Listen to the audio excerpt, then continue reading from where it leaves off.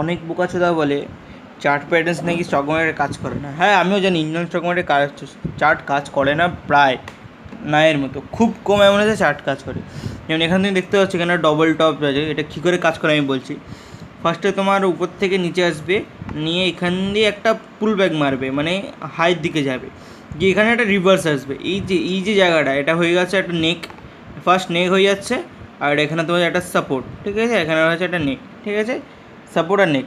আর আবার যখন আবার পিছনের দিকে আসবে, এখানে আরেকটা সাপোর্ট হলে তাহলে কি আমরা এখানে দুটো সাপোর্ট পেলাম।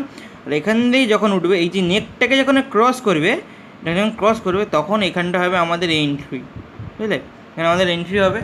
এরকমভাবে কাজ করে, এটা তোমার লাইভ এক্সাম্পল দেখেছে, ধরো এটাকে দেখে নাও একবার কীরকম আসল লুকটা কেমন হয়। এখানে আসবে, এখানে একটা তৈরি হবে, ফার্স্ট বটম তৈরি হবে বা সাপোর্ট তৈরি হবে, এখানে নেক বানাবে, এখানে একটা গিয়ে নেক বানাবে, আবার আসবে এখানে আরেকটা সাপোর্ট তৈরি করবে, দুটো সাপোর্ট হয়ে গেলো। এখানে আমি দেখেছিলাম দুটো সাপোর্ট। এইবার এই যে এখানটা যে নেকটাকে যখন ক্রস করবে, এখানে তোমাদের এন্ট্রি আর ব্রেকআউট হবে, আসল ব্রেকআউট।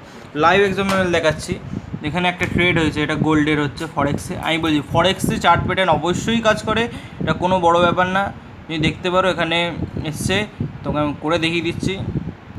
এই দেখো এখানে একটা ডাব্লু শেপ তৈরি হচ্ছে, ডাব্লু শেপ তৈরি হয়েছে, তুমি দেখতেই পাচ্ছ এখানে ডাব্লু শেপটা।